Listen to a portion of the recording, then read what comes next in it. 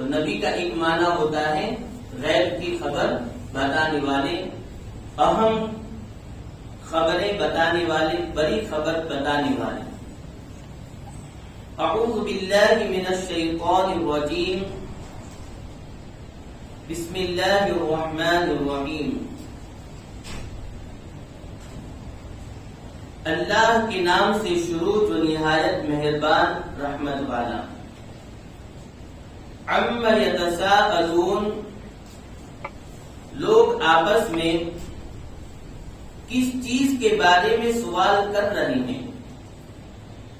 عن النبأ العظیم، بڑی خبر کے متعلق، یعنی بڑی خبر کے بارے میں۔ الذی ہم فیہ مختلفون، کہ جس میں انہیں اختلاف ہے، یعنی وہ بڑی خبر کیا ہے؟ فرماتے ہیں کہ وہ عظیم الشان بات جس میں کفار قریش ایک دوسرے سے پوچھ گچھ کر رہی ہیں، اس کا پس منظر یہ ہے کہ جب نبی اکرم صلی اللہ علیہ وسلم نے کفار مکہ کو توحید کی دعوت دی اور مرنے کے بعد زندہ کیے جانے کی خبر دی اور قرآن کریم کی تلاوت فرما کر انہیں سنایا، تو انہوں نے ایک دوسرے سے گفتگو کرنا شروع کر دی اور ایک دوسرے سے پوچھنے لگے کہ محمد صلی اللہ علیہ وسلم کیسا دین لائے ہیں۔ ان کی اس باہمی گفتگو کو یہاں بیان کیا گیا، اور یاد رہے کہ اس آیت میں حقیقتاً سوال نہیں کیا گیا، کیونکہ اللہ تعالیٰ پر کوئی چیز پوشیدہ نہیں، بلکہ اس بات کے عظیم الشان ہونے کی وجہ سے اسے استفہام یعنی سوال کے طور پر یہاں پر بیان فرمایا گیا کہ یہ لوگ کس چیز کے بارے میں پوچھ رہے ہیں؟ عن النبأ العظیم، بڑی خبر کے متعلق۔ تو فرمایا گیا کہ جس کے بارے میں کفار ایک دوسرے سے گفتگو کر رہے تھے، چنانچہ ارشاد فرمایا کہ وہ اس بڑی خبر کے بارے میں گفتگو کر رہے ہیں جس میں انہیں اختلاف ہے۔ بعض مفسرین کے نزدیک بڑی خبر سے متعلق قرآن پاک مراد ہے، اور اس میں اختلاف سے مراد یہ ہے کہ کفار میں سے کوئی تو قرآن پاک کو جادو کہتا ہے، کوئی شعر کہتا ہے، کوئی کہانت، اور کوئی اس کو کچھ کہتا ہے۔ بعض مفسرین کا قول یہ ہے کہ یہ بڑی خبر سے حضور اقدس صلی اللہ علیہ وسلم کی نبوت اور آپ کا دین مراد ہے، اور اس میں اختلاف سے مراد یہ ہے کہ کفار میں سے کوئی سرکار دو عالم صلی اللہ علیہ وسلم کو معاذ اللہ جادوگر کہتا ہے، کوئی شاعر اور کوئی کاہن کہتا ہے، اور بعض مفسرین کہتے ہیں کہ اس بڑی خبر سے مرنے کے بعد زندہ کیے جانے کا مسئلہ مراد ہے، اور اس میں اختلاف سے مراد یہ ہے کہ بعض کافر تو اس کا قطعی طور پر انکار کرتے ہیں اور بعض کافر اس کے بارے میں شک میں ہیں۔ یعنی جب آقا دو عالم صلی اللہ علیہ وسلم نے اپنی نبوت کا اعلان فرمایا کہ اے لوگوں، میں اللہ کا بھیجا ہوا آخری پیغمبر ہوں،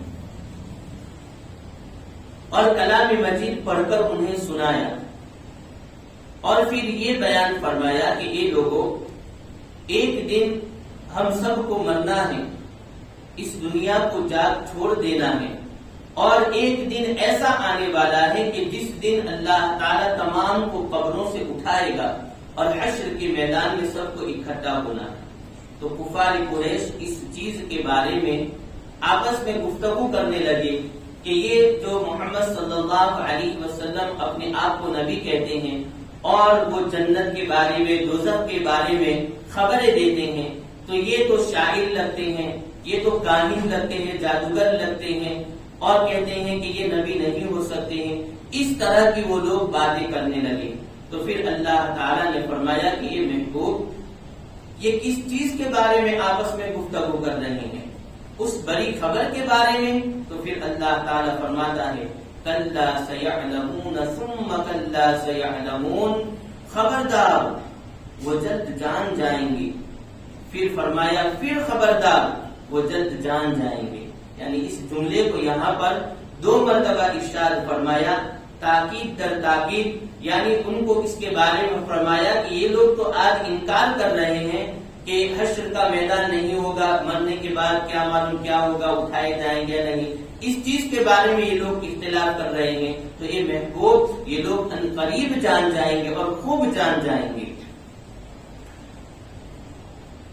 اس آیت اور اس کے بعد والی آیت میں ارشاد فرمایا کہ کفار جیسی باتیں کر رہے ہیں در حقیقت ویسا ہے نہیں، اور جب قیامت کے دن اصل حقیقت کھل کر سامنے آ جائے گی تو اس وقت یہ اپنے انکار کا انجام جان جائیں گے، یہ پھر خبردار ہو جائیں گے تو اس وقت وہ اپنے انکار کا انجام جان جائیں گے۔ یعنی قیامت کے دن جب یہ لوگ اٹھائے جائیں گے اور ان کا معاملہ ہوگا تو پھر یہ لوگ جان جائیں گے کہ حقیقت میں آقا دو عالم صلی اللہ علیہ وسلم جس چیز کے بارے میں ہمیں بتاتے تھے کاش کہ ہم ان باتوں پر ایمان لے آتے۔ پھر رب تبارک و تعالی فرماتا ہے الم نجعل الارض مہادا، کیا ہم نے زمین کو بچھونا نہ بنایا، والجبال اوتادا، اور پہاڑوں کو میخیں، وخلقناکم ازواجا، اور ہم نے تمہیں جوڑے پیدا کیا، وجعلنا نومکم سباتا، اور تمہاری نیند کو آرام کا ذریعہ بنایا، وجعلنا اللیل لباسا، اور رات کو ڈھانپ دینے والی بنایا، وجعلنا النہار معاشا، اور دن کو روزی کمانے کا وقت بنایا، وبنینا فوقکم سبعا شدادا، اور تمہارے اوپر 7 مضبوط آسمان بنائے، وجعلنا سراجا وہاجا، اور ایک نہایت چمکتا چراغ سورج بنایا، وانزلنا من المعصرات ماء ثجاجا، اور بدلیوں سے زوردار پانی اتارا، لنخرج به حبا ونباتا، تاکہ اس کے ذریعے اناج اور سبزہ نکالے، وجنات الفافا، اور گھنے باغات۔ تو اللہ تبارک و تعالیٰ پھر اپنے حبیب پر یہ آیت وحی نازل فرما کر ان کفار کے سامنے ان آیتوں کو پڑھ کر سنانے کا حکم فرمایا کہ اے محبوب انہیں آپ کہیے کہ کیا ہم نے زمین کو تمہارے لیے بچھونا نہ بنایا، آسمان کو تمہارے لیے شامیانہ نہ بنایا، کیا تمہارے لیے ہم نے آسمانوں سے پانی کو نازل نہ فرمایا، جب وہ آسمان سے پانی زمین پر پڑتا ہے تو اس سے سبزے اگتے ہیں، پھر تمہارے لیے ہم نے دن کو بنایا تاکہ تم دن میں روزی کماؤ، تمہارے لیے ہم نے رات کو بنایا تاکہ رات میں تم آرام کر لو۔ تو یہ اللہ تبارک و تعالیٰ نے، آپ جانتے ہیں کہ یہ جو زمین ہے، تو زمین کو جب پیدا کیا گیا تو یہ زمین کانپنے لگی، تو اللہ کے نام سے شروع جو نہایت مہربان رحمت والا۔ عم یتساءلون، لوگ آپس میں کس چیز کے بارے میں سوال کر رہے ہیں؟ عن النبأ العظیم، بڑی خبر کے متعلق، یعنی بڑی خبر کے بارے میں، الذی ہم فیہ مختلفون، کہ جس میں انہیں اختلاف ہے۔ یعنی وہ بڑی خبر کیا ہے؟ فرماتے ہیں کہ وہ عظیم الشان بات جس میں کفار قریش ایک دوسرے سے پوچھ گچھ کر رہے ہیں، اس کا پس منظر یہ ہے کہ جب نبی اکرم صلی اللہ علیہ وسلم نے کفار مکہ کو توحید کی دعوت دی اور مرنے کے بعد زندہ کیے جانے کی خبر دی اور قرآن کریم کی تلاوت فرما کر انہیں سنایا، تو انہوں نے ایک دوسرے سے گفتگو کرنا شروع کر دی اور ایک دوسرے سے پوچھنے لگے کہ محمد صلی اللہ علیہ وسلم کیسا دین لائے ہیں۔ ان کی اس باہمی گفتگو کو یہاں بیان کیا گیا، اور یاد رہے کہ اس آیت میں حقیقتاً سوال نہیں کیا گیا، کیونکہ اللہ تعالیٰ پر کوئی چیز پوشیدہ نہیں، بلکہ اس بات کے عظیم الشان ہونے کی وجہ سے اسے استفہام یعنی سوال کے طور پر یہاں پر بیان فرمایا گیا کہ یہ لوگ کس چیز کے بارے میں پوچھ رہے ہیں؟ عن النبأ العظیم، بڑی خبر کے متعلق۔ تو فرمایا گیا کہ جس کے بارے میں کفار ایک دوسرے سے گفتگو کر رہے تھے چنانچہ ارشاد فرمایا کہ وہ اس بڑی خبر کے بارے میں گفتگو کر رہے ہیں جس میں انہیں اختلاف ہے۔ بعض مفسرین کے نزدیک بڑی خبر سے متعلق قرآن پاک مراد ہے، اور اس میں اختلاف سے مراد یہ ہے کہ کفار میں سے کوئی تو قرآن پاک کو جادو کہتا ہے، کوئی شعر کہتا ہے، کوئی کہانت اور کوئی اس کو کچھ کہتا ہے۔ بعض مفسرین کا قول یہ ہے کہ یہ بڑی خبر سے حضور اقدس صلی اللہ علیہ وسلم کی نبوت اور آپ کا دین مراد ہے، اور اس میں اختلاف سے مراد یہ ہے کہ کفار میں سے کوئی سرکار دو عالم صلی اللہ علیہ وسلم کو معاذ اللہ جادوگر کہتا ہے، کوئی شاعر اور کوئی کاہن کہتا ہے، اور بعض مفسرین کہتے ہیں کہ اس بڑی خبر سے مرنے کے بعد زندہ کیے جانے کا مسئلہ مراد ہے، اور اس میں اختلاف سے مراد یہ ہے کہ بعض کافر تو اس کا قطعی طور پر انکار کرتے ہیں اور بعض کافر اس کے بارے میں شک میں ہیں۔ یعنی جب آقا دو عالم صلی اللہ علیہ وسلم نے اپنی نبوت کا اعلان فرمایا کہ اے لوگوں میں اللہ کا بھیجا ہوا آخری پیغمبر ہوں، اور کلام مجید پڑھ کر انہیں سنایا، اور پھر یہ بیان فرمایا کہ اے لوگوں ایک دن ہم سب کو مرنا ہے، اس دنیا کو جاگ چھوڑ دینا ہے، اور ایک دن ایسا آنے والا ہے کہ جس دن اللہ تعالیٰ تمام کو قبروں سے اٹھائے گا اور حشر کے میدان میں سب کو اکٹھا ہونا ہے۔ تو کفار قریش اس چیز کے بارے میں آپس میں گفتگو کرنے لگے کہ یہ جو محمد صلی اللہ علیہ وسلم اپنے آپ کو نبی کہتے ہیں اور وہ جنت کے بارے میں دوزخ کے بارے میں خبریں دیتے ہیں، تو یہ تو شاعر لگتے ہیں، یہ تو کاہن نہیں ہیں۔ عن النبأ العظیم، بڑی خبر کے متعلق تو فرمایا گیا کہ جس کے بارے میں کفار ایک دوسرے سے گفتگو کر رہے تھے، چنانچہ ارشاد فرمایا کہ وہ اس بڑی خبر کے بارے میں گفتگو کر رہے ہیں جس میں انہیں اختلاف ہے۔ بعض مفسرین کے نزدیک بڑی خبر سے متعلق قرآن پاک مراد ہے، اور اس میں اختلاف سے مراد یہ ہے کہ کفار میں سے کوئی تو قرآن پاک کو جادو کہتا ہے، کوئی شعر کہتا ہے، کوئی کہانت اور کوئی اس کو کچھ کہتا ہے۔ بعض مفسرین کا قول یہ ہے کہ یہ بڑی خبر سے حضور اقدس صلی اللہ علیہ وسلم کی نبوت اور آپ کا دین مراد ہے،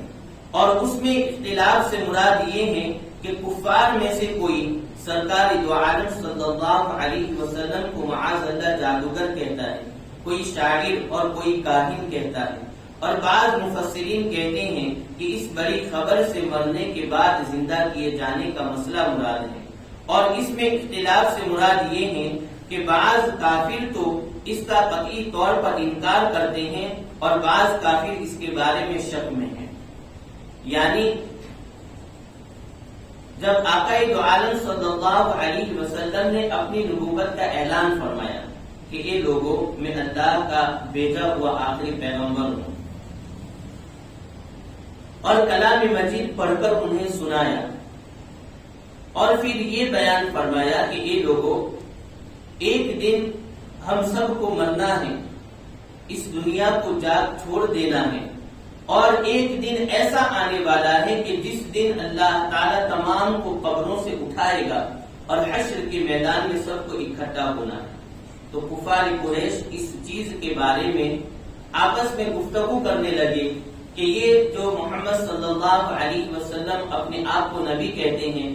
اور وہ جنت کے بارے میں دوزخ کے بارے میں خبریں دیتے ہیں، تو یہ تو شاعر لگتے ہیں، یہ تو کاہن لگتے ہیں، جادوگر لگتے ہیں، اور کہتے ہیں کہ یہ نبی نہیں ہو سکتے ہیں۔ اس طرح کی وہ لوگ باتیں کرنے لگے۔ تو پھر اللہ تعالیٰ نے فرمایا کہ یہ محبوب یہ کس چیز کے بارے میں آپس میں گفتگو کر رہے ہیں؟ اس بڑی خبر کے بارے میں۔ تو پھر اللہ تعالیٰ فرماتا ہے کلا سیعلمون ثم کلا سیعلمون، خبردار وہ جلد جان جائیں گے۔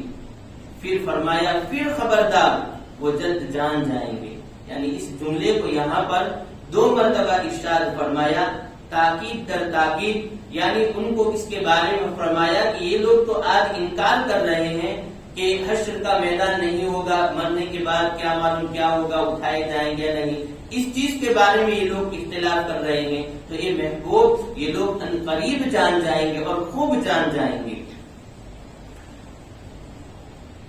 اس آیت اور اس کے بعد والی آیت میں ارشاد فرمایا کہ کفار جیسی باتیں کر رہے ہیں در حقیقت ویسا ہے نہیں، اور جب قیامت کے دن اصل حقیقت کھل کر سامنے آ جائے گی تو اس وقت یہ اپنے انکار کا انجام جان جائیں گے، یہ پھر خبردار ہو جائیں گے تو اس وقت وہ اپنے انکار کا انجام جان جائیں گے۔ یعنی قیامت کے دن جب یہ لوگ اٹھائے جائیں گے اور ان کا معاملہ ہوگا تو پھر یہ لوگ جان جائیں گے کہ حقیقت میں آقا دو عالم صلی اللہ علیہ وسلم جس چیز کے بارے میں ہمیں بتاتے تھے کاش کہ ہم ان باتوں پر ایمان لے آتے۔